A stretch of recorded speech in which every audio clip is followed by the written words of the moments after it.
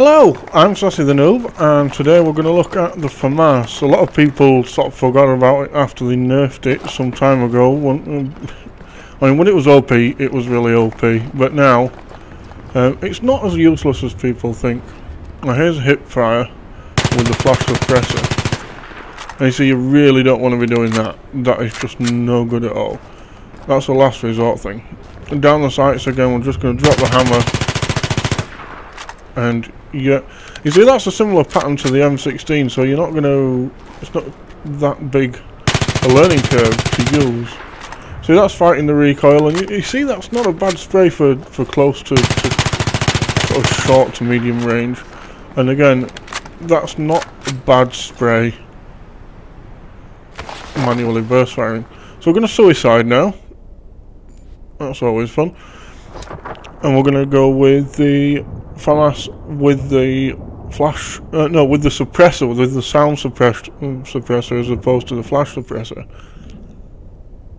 I spawn on the Viper. So there you go. You can see I'm using the foregrip there as well. Again, vertical recoil is really easy to fight, but horizontal not so much. Especially when it's quite as random as the FAMAS, so the foregrip is really a preferred addition. Okay, so here we go with the sound suppressor. Hip spray again. And you can see that the vertical recoil is a little bit higher there. Same when you aim down the sight, so there's a little bit more vertical recoil. And you see that just here as I'll drop the hammer and try to control. You see it's a little bit more difficult to control there. And the same when bursting.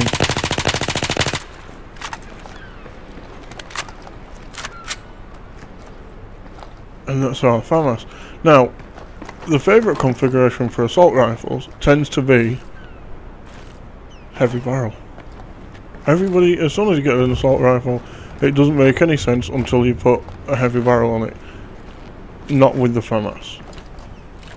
I mean, yeah, the damage buff is great, but it is so difficult to hit anything with it. I'm going to demonstrate now. We'll put the heavy barrel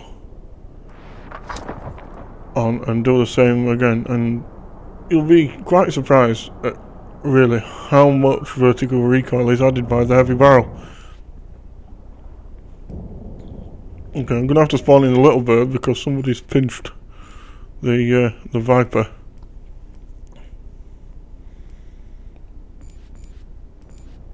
Right.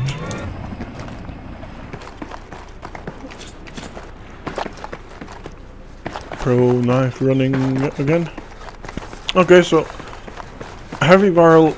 I did try it for a couple of rounds with the heavy barrel and I just wasn't getting anywhere with it, and that's what prompted me to try the suppressor.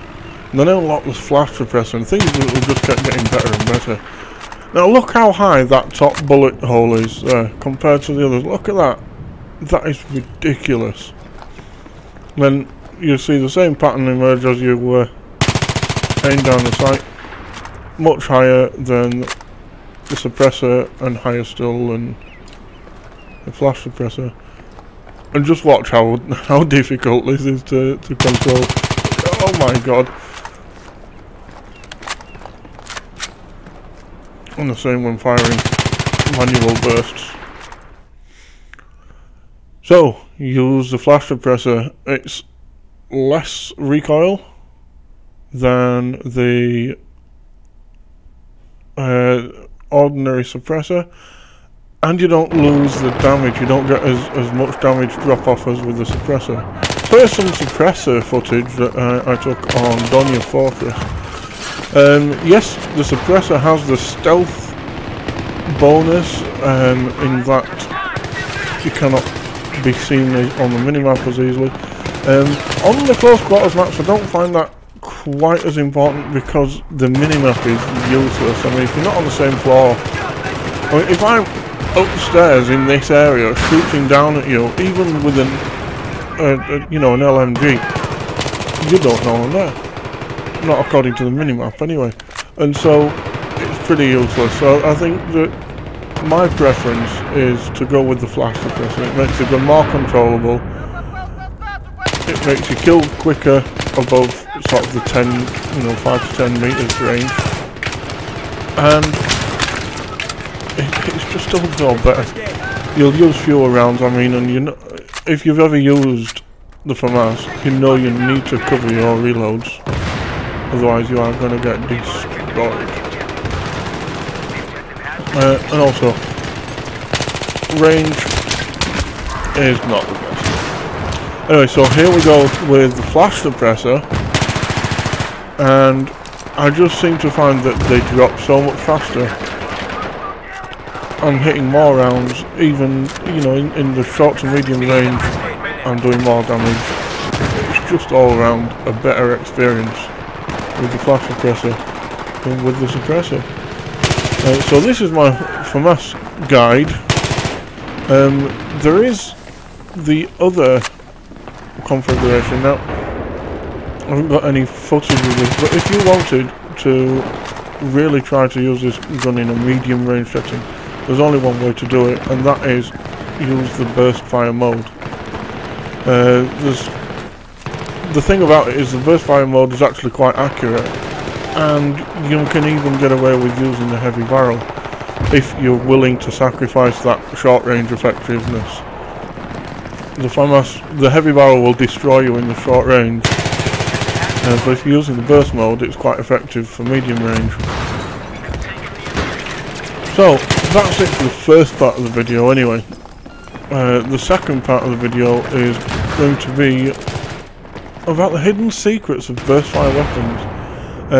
I learnt this simply by making this video and slowing down the footage I got of burst fire. And so I noticed something developing with the FAMAS, and I thought I'd see if it translated to the other guns. So yes, use that burst fire, and here next up you'll see why. We're going back to the carrier, and I'm going to use the burst fire mode with the heavy barrel and just see where these bullets land. Okay, you'll see the first two bullets land right between the two lines on the carrier, and the third bullet seems to land randomly about 8 inches above.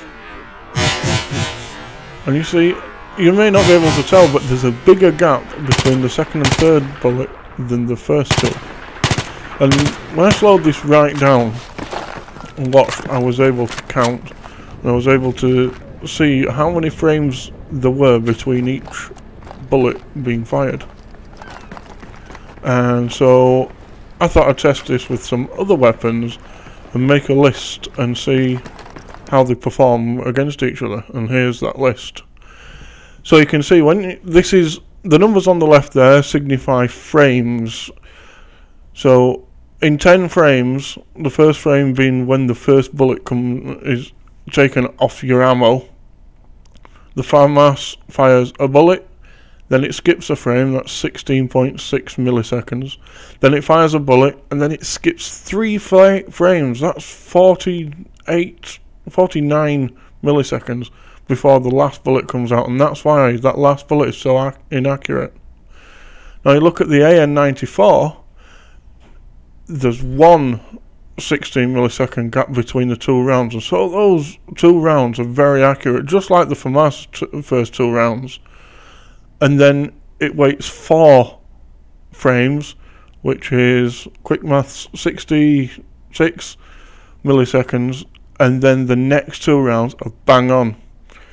The same again with the M16A4. The first two are more accurate than the third, and the KH2002, although individually less accurate, there is an even spread, so you've more chance of hitting all 3 rounds. So basically, if you're going to burst fire, AN94 knocks your socks off completely. The AN94 is the only burst fire weapon that I tested, at least. There may be others out there, but I can't see it. The AN94 will do death dealing damage at close range in 170 milliseconds. nothing else will.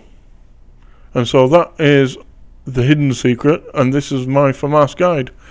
I hope you enjoyed it. Please remember to like and subscribe, and leave me a comment. Let me know your findings and how you feel about the burst fire weapons. Do you use them? Do you hate them? You know, some people that used to automatic weapons that they just can't get used to having to keep clicking the mouse, especially in close range when the pressure's on. Anyway, I'm SassyDaNoob. Thank you for listening. Bye bye for now.